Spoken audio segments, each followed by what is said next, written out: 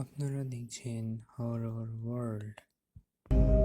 আপনি কি কখনো গভীর রাতে একা বসে অনুভব করেছেন কেউ যেন আপনাকে দেখছে, অথবা হঠাৎ করে শূন্য ঘরে একটা ঠান্ডা বাতাস অনুভব করেছেন অথচ জানালাগুলো সব বন্ধ? আপনি কি কখনো শুনেছেন দরজা বন্ধ হওয়ার শব্দ, কিন্তু যখন তাকিয়েছেন তখন সবকিছু স্বাভাবিক? আপনি একা ভাবছেন, কিন্তু আসলে কি একা, নাকি আপনার চারপাশে কিছু আছে যা শুধু রাতের অন্ধকারে জেগে ওঠে? সবাইকে স্বাগতম রাতের ডায়েরি ইউটিউব চ্যানেলে। এখানে আমরা তুলে ধরছি বাস্তব অভিজ্ঞতা, ভয়ঙ্কর ঘটনা আর রহস্যময় কাহিনী, যা শুনলেই গা ছমছম করে ওঠে।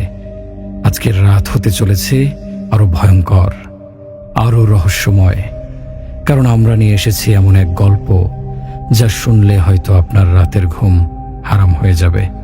তবে শুধু আমরাই নয়, আপনিও যদি কোনো ভৌতিক বা রহস্যময় ঘটনার সাক্ষী হয়ে থাকেন, তাহলে আমাদের সঙ্গে শেয়ার করুন। আপনার দেখা, শোনা বা অনুভব করা যে কোনো অদ্ভুত ঘটনা আমাদের কাছে পাঠিয়ে দিন স্ক্রিনে দেয়া ইমেইল অথবা ভিডিওর ডিসক্রিপশনে দেয়া ঠিকানায়। যদি আপনার গল্প নির্বাচিত হয়, তাহলে সেটি আমি আমার কণ্ঠে তুলে ধরব এবং হাজার হাজার দর্শক শিহরণ জাগানো সেই ঘটনা শুনবে। তাই সাহস থাকলে এই চ্যানেলটি এখনই সাবস্ক্রাইব করুন এবং ঘন্টার আইকনটি অন করুন, যাতে এমন ভয়ঙ্কর সব গল্প মিস না হয়। এখন আলো নিভিয়ে নিন, চারপাশের নীরবতা অনুভব করুন এবং প্রস্তুত হন এক রহস্যময় জগতে প্রবেশের জন্য। আমরা চলে যাচ্ছি আজকের শিহরণ জাগানো অজানা ঘটনার গভীরে। ঘটনাটি আমি আমার এক চাচির কাছ থেকে শুনেছিলাম। অনেকটা মজা করেই চাচির কাছে শুনতে চেয়েছিলাম একটা ভূতের গল্প। বুঝতে পারিনি এটা শোনার পর থেকে আমার এরকম অবস্থা হবে। 2005 সালের কথা। আমার চাচি একটি গার্লস স্কুল আর কলেজে পড়তো, যেটি একটা সময় রাজমহল ছিল। স্কুল আর কলেজটির একটাই বড় বাউন্ডারি ছিল, কিন্তু পরবর্তীতে সরকারি সিদ্ধান্তে ওটাকে স্কুল কলেজ করার কারণে একটি বাউন্ডারি দিয়ে দুটো ভাগ করে দেয়া হয়। চাচি যখন ক্লাস 9-এ পড়ে, তখন সে হঠাৎ একদিন স্কুলের পেছনের দিকটায় যায় তার বান্ধবীর সাথে চটপটি খাবে। তাই ওইখানে স্কুলের দারোয়ান চাচা তার ফ্যামিলি নিয়ে একটি ঘরে থাকতো, সেই চটপটি বিক্রি করত। তো চটপটি খেতে খেতে পিছনে একটা রাস্তা আছে, ওখানে কেউ কখনো যায় না। স্কুল কর্তৃপক্ষের বিশেষ নিষেধ আছে, ওখানে যাওয়া যাবে না। ওখানে নাকি একটি ওয়াশরুম আছে, যেটি 7 দরজাওয়ালা। এটা সবসময় চাচিকে ভাবাতো। চাচি ভেবেছিল যাতে কেউ ওই দিকটা না যায়, তাই সবাইকে বারণ করা হয়েছে। চাচির বান্ধবী ছিল চাচির মতনই। চাচিও তার বান্ধবী ঠিক করলো আজ যেভাবেই হোক ওই ওয়াশরুমে তারা যাবে, গিয়ে দেখবে এটার ভিতরে 7টা দরজা কিভাবে থাকে। যেই বলা সেই কাজ। এটা ছিল অনেক পুরনো বিল্ডিং। বিল্ডিংয়ের রং ছিল হালকা কমলা। পুরো স্কুলটা ভেঙে নতুন করে রং করা, কিন্তু শুধু এটাই অর্ধেক রং নতুন, বাকি অর্ধেক পুরনো। মূল ভবনের পিছন দিকটায় হওয়ায় এটা সামনে দিয়ে চোখে পড়ে না, আর এর সামনে আশেপাশে জঙ্গলের মতন। সকাল 10:30 সময়ও মনে হয় এই দিকটায় সন্ধ্যা এমন অন্ধকার। চাচির হাতে চটপটির থালা, তার বান্ধবী দেখছে আশেপাশ দিয়ে কেউ দেখছে কিনা। সবাই যে যার কাজে ব্যস্ত তখন। এমনিতেও এই দিকটায় কেউ আসে না। চাচি দেখল প্রথমে একটি কাঠের দরজায় হাত দিতেই দরজা খুলে গেল। ভিতরে খুব ময়লা, এত ময়লা যে কাশি শুরু হয়ে গেল। কিন্তু বেশি কাশি দিলে তো আশেপাশের মানুষ জেনে যাবে, তারা এখানে ফাঁকা রুমে আওয়াজ বেশি হয় এমনিতেও। যাই হোক, তো চাচি দেখলো আসলেও একটা দরজা খুলে, তারপর ভিতরে পাশাপাশি আবার 7টা দরজা। হঠাৎ শুনলো কেমন যেন একটা আওয়াজ আসছে। চাচির বান্ধবী বলল একটা বিড়াল ঢুকেছে তাদের সাথে, সেটাই হয়তো। এরপর চাচি বলল যখন এসেছি একটু দেখেই যাই, কি বলিস? চাচির বান্ধবীরও কোনো আপত্তি ছিল না। চাচি বলল চল প্রথম দরজাটাই খুলে দেখি। প্রথম দরজা খুলে দেখলো কিছুই নেই, ময়লার স্তূপ ছাড়া, শুধু কয়েকটা তেলাপোকা হাঁটছে। দ্বিতীয় দরজা খুলে যা দেখেছে, হয়তো ওটাই চাচির জীবনের সব থেকে বড় ধাক্কা ছিল। দেখলো একটা মহিলা, অনেক বয়স্ক, মাথায় সাদা চুল, মুখ নিচে দিয়ে 2 হাঁটুর মাঝখানে দিয়ে সম্পূর্ণ উলঙ্গ হয়ে বসে আছে। যে চাচি দরজা খুলল, অমনি তাদের দিকে তাকিয়ে বলছে, এসেছিস? এই তোদের আসার সময় হলো। আমি তো সেই 6 বছর ধরে অপেক্ষা করছি, কেউ দরজা খোলে না। এবার আয় একটু আমার কাছে, এটা বলেই সে হো হো করে হেসে দিল। চাচির বান্ধবী সেন্সলেস হয়ে গিয়েছে। চাচি না পারছে চলে যেতে, না পারছে তার বান্ধবীকে একা রেখে যেতে। ওই বুড়ি ওখান থেকে উঠে তার কাছে হেঁটে আসছে, অনেক কাছাকাছি, তার কানের কাছে মুখ নিয়ে বলল, ওরা আমাকে এভাবে উলঙ্গ করে রেখে গিয়েছিল, আজ তোকে করবে। আর তুই যদি চাস আমি তোকে অনেক কিছু দিতে পারবো। তোর মতন সাহসী মেয়ে আমার দরকার। চাচির চোখ বন্ধ ছিল। চাচি চোখ খুলে দেখলো কেউ নেই। চাচি আর কোনো কিছু না ভেবে তার বান্ধবীকে উঠিয়ে তাকে কাঁধে করে বাইরে নিয়ে গেল। দারোয়ান চাচার ঘরে গিয়ে বলল, চাচা একটু দেখেন, ওর নাকে মুখে একটু পানি দেন। চাচা জানতে চাইল, তোমার মুখে এত ঘাম কেন, কি হয়েছে, কোথায় গিয়েছিলে? চাচি আর কিছু লুকালো না, সব বলে দিল। দারোয়ান চাচা শুধু একটা কথাই নাকি বলেছে সেদিন, তুমি এটা কি করলে মা? তুমি জানো না ওই ঘরটা অনেক কষ্টে হুজুর বন্ধ করে দিয়ে রেখেছে, কাউকে কোনোদিন খুলতে মানা করেছে, যার কারণে ওটার কোনো কাজও করাতে পারেনি, অর্ধেক কাজ করে বন্ধ করে দিয়েছি। আমরা এখানেই 10 বছর থাকি, গত 7 বছর এটা আটকানো। তার আগের প্রতিটা রাত ছিল আমাদের জন্য এক একটা ভয়ঙ্কর রাত। সেটা বুঝি আবার আজ থেকে শুরু হয়ে গেল। তোমার এক ভুলের কারণে আমাদের কাকে যে এর মাসুল গুনতে হবে জানা নেই। চাচি আর কিছুই বলার বা শোনার মতন অবস্থানে ছিল না। এরপর 7 দিন চাচির প্রচন্ড জ্বর ছিল। 7 দিন পরে স্কুলে গিয়ে শুনতে পেল 3 দিন আগে দারোয়ান চাচার লাশ স্কুলের গেটে রাতে পাওয়া গিয়েছে। সবাই ধারণা করেছে সে হার্ট অ্যাটাক করেছে, কিন্তু তার মুখে নাকি অনেক রক্ত ছিল। যাই হোক, চাচি সেই দারোয়ান চাচার স্ত্রীর কাছে জানতে চাইল, আপনাদের সাথে আসলে কি হতো 6-7 বছর আগে যে চাচা বলেছিল? চাচি বলল, তারা যখন প্রথম এখানে এসেছে তখন এসব কিছুই জানতো না। এটা ছিল একটি রাজমহল। এই রাজমহলের এই পিছনে ছিল রাজকন্যার থাকার জায়গা। রাজকন্যা খুবই শৌখিন ছিল, তার ওয়াশরুম ছিল এই জায়গায়। এসব কিছু আগে জানতো না তারা। সমস্যা এখানেই শেষ না, বরং শুরুটাও এখান থেকেই। স্কুলের দেখাশোনার চাকরি সূত্রে তাদের ঘরটি ঠিক এই জায়গায়। রাতে টিনের চালে জোরে জোরে শব্দ হওয়া শুরু করলো। দারোয়ান চাচার একটি ছেলে ছিল, অনেক রাত পর্যন্ত পড়তো। সে ভাবলো বুঝি তাদের টিনের চালে খাটাস বসেছে। একদিন রাতে আর সহ্য করতে না পেরে সে বের হলো দেখতে। বের হয়ে দেখলো একজন বুড়ি মহিলা সম্পূর্ণ উলঙ্গ অবস্থায় টিনের চালে বসে আছে। যেই ওই ছেলেটাকে দেখলো, লাফ দিয়ে ওর ঘাড়ে এসে বসলো। ও কোনো কিছু না বুঝে অজ্ঞান হয়ে গেল। এরপর থেকে শুরু হলো ছেলেটার অবস্থা দিনে দিনে খারাপ হতে লাগলো। ছেলেটা কোনো কথা বলতে পারে না, ঘুমোতে পারে না, খেতে পারে না, সারাক্ষণ ভয়ে কাঁপে। আবার রাত হলে সেই শব্দ, কখনো দরজা নাড়ার শব্দ, দরজা খুলে দেখে কেউ নেই। এভাবে প্রায় মাসখানেক কেটে গেল। চাচার ছেলে অস্বাভাবিক হয়ে গেল, আগের মতন স্বাভাবিক আর হলো না। একদিন এক হুজুর আসলো সেখানে। সে অনেকক্ষণ সবকিছু দেখার পরে জানালো, এখানে এমন এক বদ জিন রয়েছে যেখানে একজন মানুষকে ক্ষতি করে মেরে ফেলেছে। মহিলা মরে যাওয়ার পর ওই মহিলার রূপ ধরে এখানে রয়ে গেছে জিনটি। সেই জিন এখানের সবাইকে ক্ষতি করছে। আর এই জিন এতটাই ভয়ানক, যে কোনো সময় যে কোনো মানুষকে গলায় রক্ত উঠিয়ে মেরে ফেলতে পারবে। আর যদি কোনো মানুষ পায় পছন্দের, তাহলে তার ভেতরেও চলে যাবে। আর সেই থেকেই হুজুর ওই রুমে দোয়া দরুদ পড়ে বন্ধ করে দিয়ে বলেছিল, জীবনে কেউ কোনোদিন যেন এই রুমের দরজা না খোলে। দরজা খুলে ফেললে সেই জিন বের হয়ে মানুষের ক্ষতি করবে, আর তখন সেই জিন আরো ভয়ানক রূপ নেবে। সেই থেকেই দরজা বন্ধ ছিল। এরপর সেই দরজা খোলার পর সেই জিন মুক্তি পেয়ে তোমাদের দারোয়ান চাচাকে মুখে রক্ত উঠিয়ে মেরে ফেলে। আর ধীরে ধীরে আমাদের পালা। আমার চাচি বলল, আমার চাচির নাম হচ্ছে মহুয়া। মহুয়া চাচি বলল, তেমন আর হবে না চাচি, আমি এক হুজুরকে সাথে নিয়ে আবার এই ঘর বন্ধ করে দেব। এবার শুরু হলো আসল খেলা। মহুয়া চাচির বাড়িটা ছিল একটু ভিতরে, জঙ্গলের মতন অনেক গাছপালা তাদের বাড়িতে। সেদিন রাতে হঠাৎ শুনতে পায় তাদের গেট ধরে কেউ ধাক্কা দিচ্ছে। তার বাবা এত রাতে কে এলো এটা ভেবে দুজনেই গেল দেখতে। গিয়ে দেখলো কেউ নেই। হঠাৎ তাদের সবার কেমন একটা অস্বস্তি লাগা শুরু করলো। আর ঠিক এই সময় বাসার কারেন্ট চলে গেল। তখন নাকি প্রতিদিন 1 ঘন্টা করে কারেন্ট থাকতো না। মহুয়া চাচি মোমবাতি জ্বালাচ্ছিল। জ্বালিয়ে মোমবাতির আলোয় দেখলো সেই বুড়ি দাঁত বের করে হাসছে। চাচি চিৎকার দিয়ে উঠল। সবাই তার পাশে আসলো, কিন্তু দেখলো কেউ নেই। একটু পরে চাচি সোফায় বসেছিল। সোফার নিচে এক পা আর উপরে এক পা। হঠাৎ দেখলো সোফার নিচ থেকে বুড়ির মাথা বের করে তার পায়ের উপর কামড়ে দিয়ে দিল। চাচি চিৎকার দিয়ে অজ্ঞান হয়ে গেল। চাচির অবস্থা খুব খারাপ হয়ে গেল। চাচি বিছানায় শুয়ে থাকলেও দেখে পায়ের পাশে বুড়ি বসে আছে, কিন্তু কেউ দেখে না। কিন্তু সবাই একটা বাজে পোড়া পোড়া গন্ধ পায়। চাচির চোখের নিচে কালি পড়ে গেল। চাচি খেতে পারে না, ঘুমোতে পারে না। সারাদিন বুড়ি নাকি চাচির শরীর চেটে দেয়।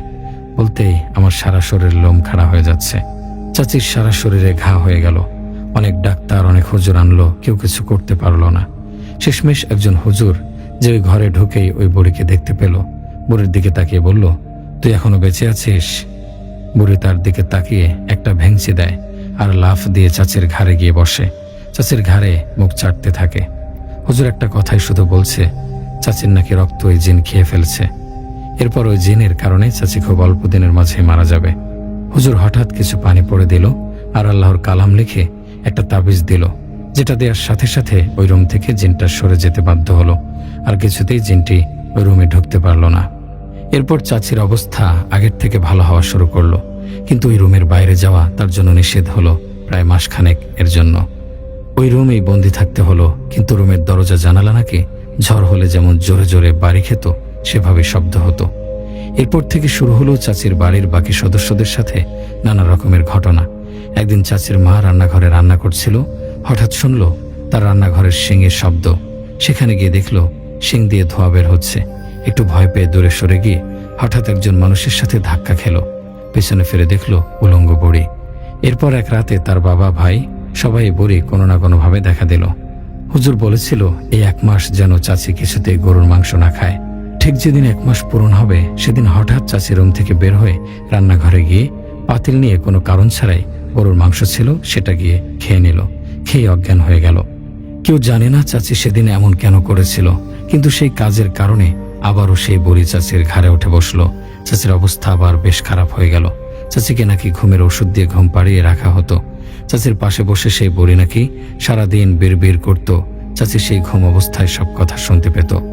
বুড়ি নাকি 42 সালে সেই মহলে প্রথম ঢুকেছিল রাজকন্যার সাজগোজের দায়িত্ব নিয়ে। আর সে জিন ছোট থেকে তার ছিল। সেই মহলের যে জমিদার ছিল সে ছিল বড়ই অত্যাচারী। সে তার নিজের কন্যার জন্য যেসব দাসী নিয়ে আসতো তাদের কেউ ছেড়ে দিত না, তাদের উপর অনেক অত্যাচার করত।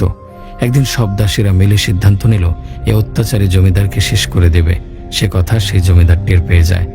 আর সে এতটাই খারাপ মানুষ ছিল যে তার নিজের কন্যা সহ তার মহল জ্বালিয়ে দেয়। সব মানুষগুলো মারা গেলেও এই জিন থেকে যায় সেখানে। আর এই জিন এখন চাচির সাথেই থাকতে চায়। চাচিকে নাকি সে বিয়ে করবে, এরপর চাচি আর তার বিয়ে হবে। এসব চাচির নিজের মুখে না শুনলে আমি জীবনে কোনোদিন বিশ্বাস করতাম না। চাচি এসব বলছিল আর কান্না করছিল। আমি বুঝতে পারিনি চাচির জীবনে এটা এমনভাবে দাগ ফেলে দিয়েছে যে চাচির প্রতিটা ঘটনা সব মনে আছে, তাও খুব নিখুঁতভাবে। এরপর চাচির বাবার একটা বড় ধরনের অ্যাক্সিডেন্ট হয়। সেই অ্যাক্সিডেন্টের পর থেকে চাচির বাবা আর হাঁটতে পারেন না, সম্পূর্ণ বিছানায়।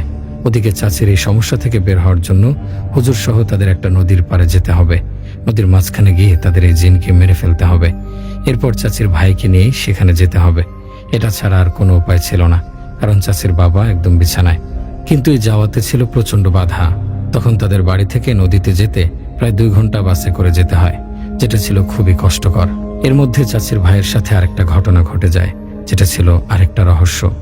যখন চাচি গল্পটা শোনাচ্ছিল ঠিক তার পাশেই তার খালাতো ভাই বসা, যিনি তাদের সাথে পরের দিন নদীতে যাবেন। তিনি বললেন সে ওই ঘটনাটি হতে চায় তার নিজের মুখের মতনই তুলে ধরছি। চাচির ভাই বলতে শুরু করলেন, পড়াশোনার চাপ হঠাৎ খুব বেড়ে যাওয়ায় নিজেদের সময় দিতে পারছিলাম না। হঠাৎ 2 বন্ধু মিলে সিদ্ধান্ত নিলাম আজ বিকেলে একটু ঘুরতে যাব। যেই বলা সেই কাজ। দুপুর বেরিয়ে গেলাম। জায়গাটার নাম আপনাদের সুবিধার্থে বলে দিচ্ছি, গাজীপুর ইকো পার্ক। অনেকেই হয়তো ওখানে গিয়েছেন এবং ওখানের কথা শুনেছেন, কিন্তু আসলে জায়গাটার জন্য না জায়গাটার সাথে এই ঘটনার সাথে কোনো মিল নেই। হয়তো কাকতালীয়ভাবে ওখানে বসেই আমার সাথে এই ঘটনাটি ঘটল। যাই হোক, মূল প্রসঙ্গে ফিরে আসি। আমি আর আমার বন্ধু মহিবুল ওখানে পৌঁছাতে 3:30 বেজে গেল। তো আমরা অনেক ধরনের জিনিসই ওখানে গিয়ে দেখলাম। ওখানে একটা জায়গা আছে যেটা একটু ঘাসের মতন, একটু জঙ্গল টাইপের পিছনটা। হঠাৎ দেখলাম ঘাসের মধ্যে কিছু একটা নড়াচড়া করছে। ভাবলাম হয়তো ইঁদুর বা ছোট কাঠবিড়ালি, যেহেতু এটা ইকো পার্ক। কাছে গিয়ে দেখলাম এটা একটা কবুতর, কিন্তু কোনো স্বাভাবিক কবুতর নয়, একটি আঘাতপ্রাপ্ত কবুতর। আর এই আঘাতও কোনো স্বাভাবিক আঘাত নয়। কবুতরটির গলা দিয়ে রক্ত পড়ছে আর গলায় একটা তাবিজ বাঁধা আছে। আমি যেহেতু দর্শনে পড়ি, এসব নিয়ে কখনোই এর আগে জ্ঞান ছিল না। আমি ভাবলাম কোনো মানুষ হয়তো কবুতরটার সাথে মজা করতে গিয়ে গলায় এটা বেঁধে দিয়েছে। কিন্তু যখন দেখলাম কবুতরটি খুব কষ্ট পাচ্ছে, তখন আমি নিজ হাতে ওটা খুলে ফেললাম। খোলার পরে দেখলাম হিন্দুদের অনেক ধরনের লেখা ওখানে লেখা। আমার বন্ধু মহিবুল আবার এসব বোঝে, ও আমাকে বলল, এটা একটু অস্বাভাবিক মনে হচ্ছে, আমরা এটা পুড়িয়ে ফেলি, এটা আমাদের জন্য ভালো হবে। আমাদের একটু দূরেই ছিল এক ফুচকাওয়ালা মামাকে জিজ্ঞেস করি, মামা তোমার কাছে কি পুড়িয়ে ফেলার কিছু আছে? মামা বলল, হ্যাঁ আমার কাছে লাইটার আছে। তো আমরা একটু দূরে গিয়ে লাইটার দিয়ে এটা পুড়িয়ে ফেলি। তো এখন আমরা ভাবলাম এই কবুতরটি দিয়ে কি করব। ফুচকাওয়ালা মামা বলল, মামা আমি তো কবুতর পালি, আপনারা কবুতরটি আমাকে দিয়ে দিন। আমরাও দেখলাম কবুতরটির অবস্থা খুব খারাপ, একটু পরে হয়তো মরে যাবে, তাই আমরা এটা ফুচকাওয়ালা মামাকে দিয়ে দিলাম। তো বাসায় ফেরার পথেই আমি দেখলাম আমার হাতটা খুব ব্যথা করছে এবং মাথা প্রচণ্ড ব্যথা করছে, মানুষের জ্বর আসলে যেমন হয়। আমরা 4-5 বন্ধু মিলে একটি বাসা মেসের মতন করে থাকি। সেখানে একটা রুমে 2 জন করে থাকে। তো সেদিন আমার রুমমেট বাড়ি চলে গিয়েছিল। বাসায় গিয়েই আমি শুয়ে পড়ি কিছু না খেয়ে। বাসায় যাওয়ার পর দেখলাম আমার ডান হাতটা একদম অনেক ফুলে গিয়েছে, পানি আসলে যেমন হয় বা কোনো পোকা কামড় দিলে যেমন অনেক ফুলে ওঠে সেরকম। আমার বন্ধুদের দেখালাম, ওরা বলল, একটা নাপা খেয়ে ঘুমিয়ে যা। আমি নাপা খেয়ে শুতে চলে গেলাম। আমার রুমটা ছিল কর্নারে, 2টা বেড, 2টা টেবিল, এছাড়া একটা থাই গ্লাসের জানালা। তো আমি শুয়েছিলাম হয়তো 8টা বাজে তখন। মাঝে মাঝে সকালে এসে কুটকুট করে শব্দ করে জানালার সাথে সেটার একটা শব্দ হয়। আমি হঠাৎ সেই রাতে শুনতে পেলাম সেই কুটকুট শব্দ আমার ঘুম ভেঙে গেল। ঘুম ভাঙার পরে আমি চেক করলাম এই রাতে কোনো পাখি শব্দ করে, কিছুই দেখতে পেলাম না। পরে শরীরটা সঙ্গ দিচ্ছিল না, ডাইনিংয়ে গিয়ে শুয়ে পড়লাম। ঘুমের মধ্যে আমি স্বপ্নে দেখলাম একজন অনেক বড় চুল এবং সেই চুলে অনেক জট এবং তার পরনে একটি লাল ধুতির মতন জিনিস, অনেকটা তান্ত্রিকের মতো দেখতে। সে কঠিন চোখে আমার দিকে তাকিয়ে আছে আর আমাকে বলছে, আজকে তুই এই কাজটা একদম ঠিক করলি না, কি শাস্তি তোকে পেতেই হবে। আমার শরীরে ঘাম দিয়ে ঘুম ভেঙে গেল, প্রচন্ড ভয় পেয়ে গেলাম। উঠে পানি খেলাম, তৃষ্ণা কিছুতে মিটছে না। জীবনে প্রথম এরকম ভয় পেলাম। এরপর ডাইনিং এর লাইট জ্বালানো অবস্থায় ঘুমিয়ে পড়লাম। সেদিন রাতে বারবারই ভয়ে ঘুম ভেঙে যাচ্ছিল। শরীর এতটা খারাপ, তবুও ঘুম ভেঙে যাচ্ছিল। ব্যথাটা অনেক বেড়ে গেল। সকালের দিকে বাবার ফোনে ঘুম ভেঙে গেল। বাবা জানালো আমার ফুফু মারা গিয়েছে, এখনই ব্যাগ গুছিয়ে বাড়ি যেতে হবে। আমিও কোনো কিছু চিন্তা না করে বাড়ির দিকে রওনা হলাম। আমার বাড়ি খুলনা। আমি সায়দাবাদ থেকে বাসে উঠলাম সকাল 10টা নাগাদ। আমি বাসে ওঠার পরও খুব অসুস্থ বোধ করছিলাম। আমার পাশের সিটটা ফাঁকা ছিল। বাসে বসে ঘুমিয়ে গেলাম। বাসটা ভাঙা এসে একটু থামলো, তখন ঘুমটা ভেঙে গেল। পাশে তাকিয়ে যেটা দেখলাম সেটার জন্য আমি একদমই প্রস্তুত ছিলাম না। পাশে ঠিক সেই লোকটা যাকে আমি গতকাল রাতে তান্ত্রিক রূপে স্বপ্ন দেখেছি, কিন্তু এর পরনে ছিল প্যান্ট শার্ট। আমার দিকে কঠিন চোখে তাকিয়ে আছে। আমি ভয় পেয়েও মাথা ঠান্ডা রেখে তাকে জিজ্ঞেস করলাম, আপনি কোথা থেকে এখানে উঠলেন, কোথায় যাচ্ছেন? আমার কোনো প্রশ্নের উত্তর সে দিল না। আমার দিকে সে কঠিন চোখে তাকিয়ে আছে, যেন আমি ভস্ম হয়ে যাব। সে আমাকে কোনো কথা না জিজ্ঞেস করলে শুধু জিজ্ঞেস করলো, বাবু তোমার হাতে কি হয়েছে? আমি বললাম, কিছুই হয়নি, হঠাৎ করে ব্যথা এবং ফুলে ওঠা। আমার দিকে তাকিয়ে হেসে দিল। এরপর আমি অন্যদিকে ফিরে ঘুমানোর চেষ্টা করলাম। তার দিকে তাকানোর আর কোনো সাহস হলো না। ঘুমিয়ে পড়েছিলাম। হঠাৎ উঠলাম বাসের 20 মিনিটের ব্রেকে। সেখানে আমি এবং সেই লোকটি একসাথে নামলাম। নামার পর আমি আমার কাজে ব্যস্ত হয়ে পড়লাম। ফ্রেশ হলাম, একটু খাবার খেলাম। তাকে আর কোথাও নজর পড়ল না। ভাবলাম হয়তো এত মানুষের ভিড়ে কোথায় যেন আছে। ব্রেক শেষ হলে বাসে উঠলাম। ওঠার পর বাস যখন প্রায় ছেড়ে দিচ্ছে, কন্ডাক্টরকে বললাম, ভাই আমার পাশের লোকটি আসেনি, একটু দেখেন কোন দিকে গেল। উনি গুনে বললেন, এখানে তো 28 জনের এন্ট্রি, 28 জনই আছে, আপনার পাশে তো কেউ ছিল না ভাই। আমার বুকের ভেতরটা ধক করে উঠল। কিছু না বলে চুপ করে ফুফুর বাড়ি আসলাম। ওখানে গিয়ে কাউকে কিছু বললাম না, কারণ সবার মন খারাপ। জানাজা হলো, দাফন হলো। এদের বাড়ি পৌঁছাতে পৌঁছাতে প্রায় বিকেল। সন্ধ্যায় খেয়ে প্রায় রাত 8টা 30 মিনিটেই সকালে ঘুমিয়ে যায় গ্রামে। আমাদের বাড়িতে 4টি ঘর। একটাতে আমার বাবা মা থাকেন, একটাতে চাচা চাচি থাকেন, আর একটাতে আমার চাচাতো ভাই রানা থাকে। সে বাবার ক্ষেত আর চাচার ঘেরের দেখাশোনা করে। আর একটাতে আমি থাকি। আমার ঘরটা তালা দেয়া থাকে। আমি যখন যাই সেখানে গিয়ে থাকি। আমাদের পুকুরটি আমার ঘরের পেছনে, জানালা দিয়ে দেখা যায়। খেয়ে দিয়ে ঘুমিয়ে পড়লাম। একে তো শরীর ভালো না, তারপর আবার জার্নি, সব মিলে ঘুম আসতে সময় লাগেনি। হঠাৎ একটা শব্দে ঘুম ভেঙে যায়। আপনারা যারা টিনের ঘরে থাকেন, যদি সেখানে কেউ ইট মারে বা গাছ থেকে কোনো ফল পড়ে, যেমন জোরে জোরে আওয়াজ হয়, ঠিক সেরকম। ঘুম ভাঙার পর উঠলাম, ভাবলাম বাবাকে ফোন দেই। এত রাতে কিসের শব্দ? অমনি দেখলাম ফোনে চার্জ নেই, ফোন বন্ধ। চার্জার খুঁজতে গিয়ে দেখি ঢাকা ফেলে এসেছি। তারপর শব্দটা আর হচ্ছে না। এরপর ভাবলাম যা হবার হয়েছে, এখন ঘুমিয়ে পড়ি। সবাই ঘুমাচ্ছে, সকালে উঠে দেখা যাবে কি হয়েছিল। আবার ঘুমিয়ে পড়লাম। মাঝরাতে ঘুম ভেঙে গেল কয়েকজন মানুষের কথার শব্দে। বুঝতে পারলাম আওয়াজটা পুকুর পাড় থেকে আসছে। জানালা হালকা খুলে দেখলাম 5 জন জেলে জাল নিয়ে দাঁড়িয়ে আছে, এখনই জাল ফেলবে। আমাদের ঘেরের মাছ ফজরের পরপর বাজারে নিয়ে বিক্রি করা হয়, তাই ভাবলাম মনে হয় আরেকটু পরে আজান হবে। এরা মাছ ধরতে এসেছে। আমি ডাকলাম, ভাই একজন একটু এদিকে আসুন। একজন আসলো, বাকি সবাই আমার দিকে তাকিয়ে আছে। আমার একটু অস্বস্তি লাগছে, তবুও ভাবলাম এরা তো জেলে, একটু কথা বলে নেই। ভাই আমার চাচা কোথায়? এখানে আপনাদের একা মাছ ধরতে কে বলল? ওনারা বলল চাচা এখানেই ছিল, এখন একটু সরিষা ক্ষেতের দিকে গিয়েছে, এখনই চলে আসবে। দরকার হলে আমি যেন একটু গিয়ে দাঁড়াই। আমি ভাবলাম অনেকদিন তো কাজ করা হয় না, বাবা চাচাকে একটু সাহায্য করি।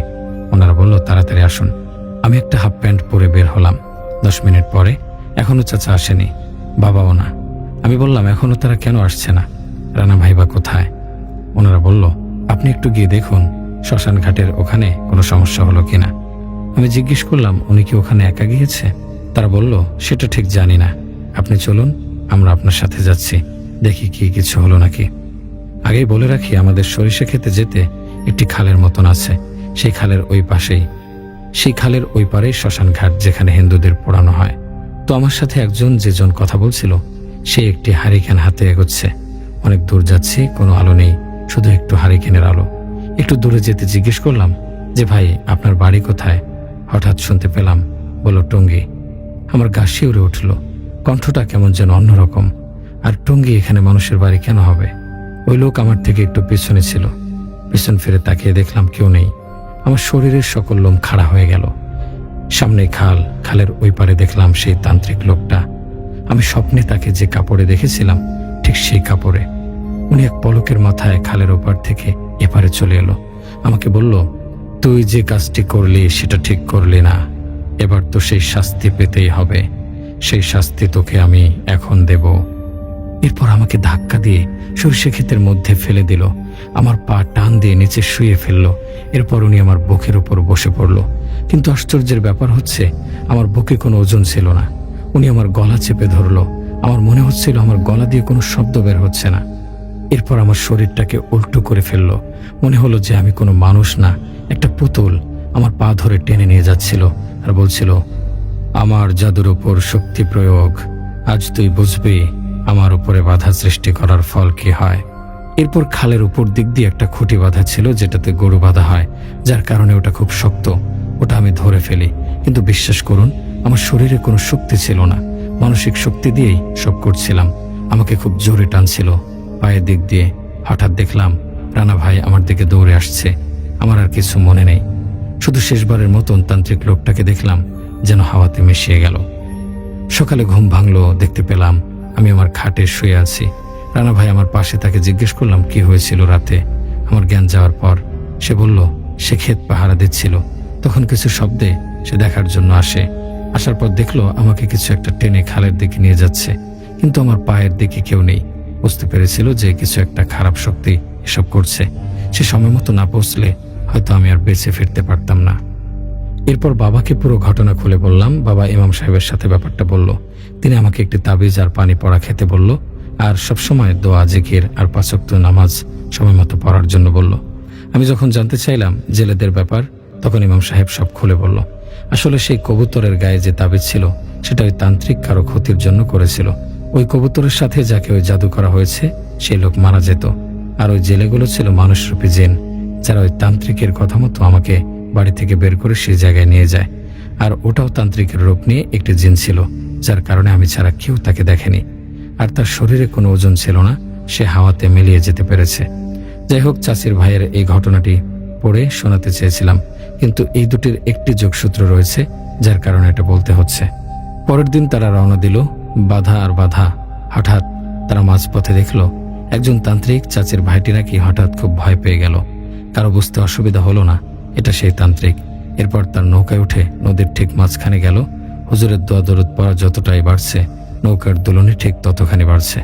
চাচি অসুস্থ হয়ে পড়ল। নৌকায় বসে হঠাৎ করে কোথা থেকে যেন সেই বুড়ি আর তান্ত্রিক দুজনেই চলে আসলো। হুজুরকে অনেক চেষ্টা করেও তারা থামাতে পারল না। অনেক দোয়া দরুদ আল্লাহর কালাম পড়ার পর হুজুর তাদের দুইজনকে থামাতে সক্ষম হলো, কারণ হুজুর ছিল খুবই একজন পরহেজগার মানুষ। এটা যেন তেন হুজুর পারত না। এরপর হুজুর বলল, এরা দুজন মানুষ ক্ষতি করা মানুষ, এদের দুইজনকে আপাতত পানির নিচে নামাতে পেরেছি আল্লাহর অশেষ রহমতে। কিন্তু আপনাদের সবাইকে 5 ওয়াক্ত নামাজি সাথে সাথে আমল করতে হবে, তাহলে এরা কোনো কিছু আর কারো ক্ষতি করতে পারবে না ইনশাল্লাহ। এই ঘটনা বলার পর থেকে আমি কিছুতেই শান্ত হতে পারিনি। চাচি এখন সম্পূর্ণ সুস্থ, কোনো ধরনের সমস্যা নেই। কিন্তু এই ঘটনাটি আমার জন্য একদম নতুন। আমি কখনো বিশ্বাস করতাম না এসব। নতুন দুটি ঘটনা আমার জীবনটা একদম ওলটপালট করে দিল, আমাকে নতুন করে ভাবালো সবকিছু। আজ এই জন্যই আপনাদের সাথে এটা শেয়ার করলাম। ভালো থাকবেন, সুস্থ থাকবেন।